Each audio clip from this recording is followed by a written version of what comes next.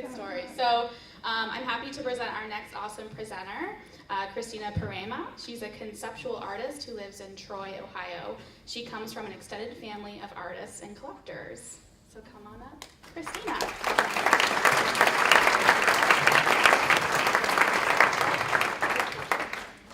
All right, and off we go.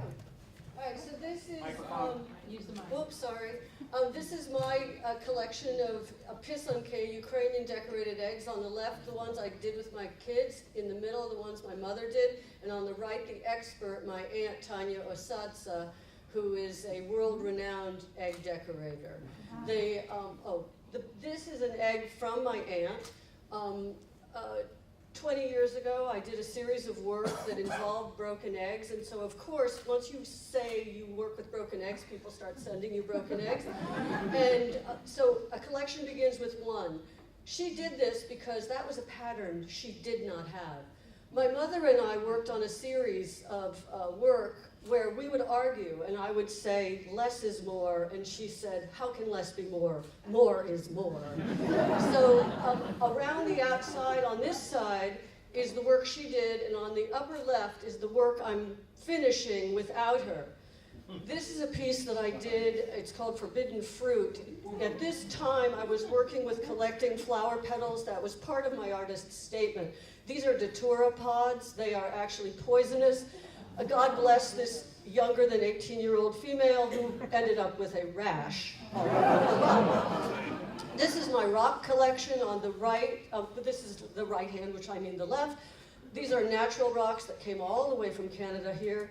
In the front, right off the center, is Jane Black gave me a rock that has a chicken on it. Pally Davis in the middle that are wrapped in strings, and around them Bradley Cahill, oops, never mind.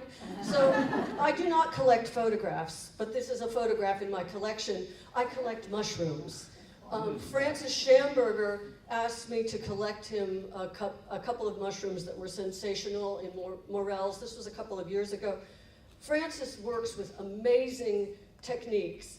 Okay, one of the techniques he does is anthotypes. He distills his own pigments. So for the past 2 years, my husband gives me lilies on Sunday. I take off the lily stamens, and I am saving them secretly for Francis, because I really hope he's going to distill these into pigments and use them into anthotypes. These are works by my sister, Vaca. They are Vapor Man, they are collages made from security envelopes. My sister lived within sight of the World Trade Center when it collapsed. She listened to the news where men were vaporized. Security envelopes do not protect you. This collection, these are two works in our collection. M.B. Hopkins on the left, Lifeboat, and on the right, a 19th century painter called The Antiquarian. I collected M.B. Hopkins because it's Lifeboat, and I collected, oh, never mind. So this is me on the left, collecting money, and on the right is Nick Arnold. It's a monumental piece of George Washington that we recently collected. He now has his virtual handout collecting money online for the Blue House Gallery. This is my collection of David Kenworthy. The finger pony in the back was the first piece we collected. In the front is a bunch of crap that were given to David Kenworthy, including in the plastic bag, the limb of a predatory bird. And I just assume all of those figures are going to have their heads lopped off. This is a piece by Migiwa Orimo. This was at the Dayton Art Institute. I do collect gloves because I think they're protective devices. On the right, these are my mother's welding gloves and my father's gardening gloves. And around the exterior are white gloves with a little note from my friend Lucy, where her grandmother wouldn't take her out if she didn't have her gloves on. There's a saying among quilt makers that the one who dies with the most fabric wins. I'm well on my way to that legacy. My aunt gave me all this fabric. This is a large installation that I did in a mansion in Troy, Ohio. I made the resolution that I would use every damn piece of that fabric. And I have hundreds of yards of it. This is a piece that I did with those fragments. This is like the first in a series called Remnant. I did this in 1 week on a treadle sewing machine without electricity or plumbing in Canada.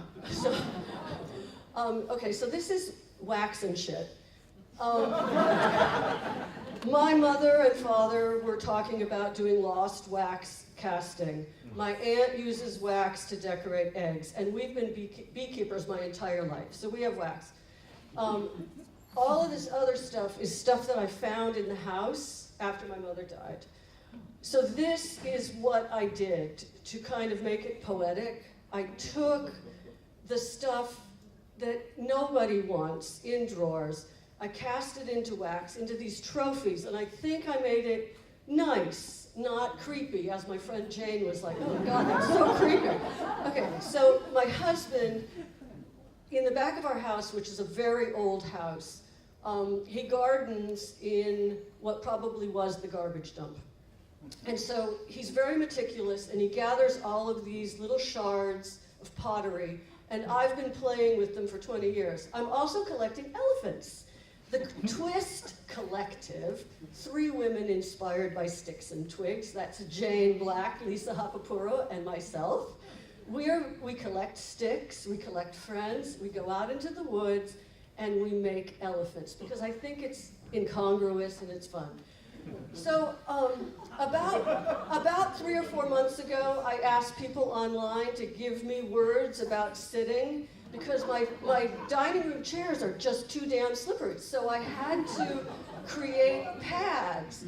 So I wanted words about sitting, and I created these quilts. I'm very proud of them. Oh, okay, and this is the best part. This is our collection of water shoes, because if you come to our house and you don't have water shoes, we have water shoes for you to walk in the creek.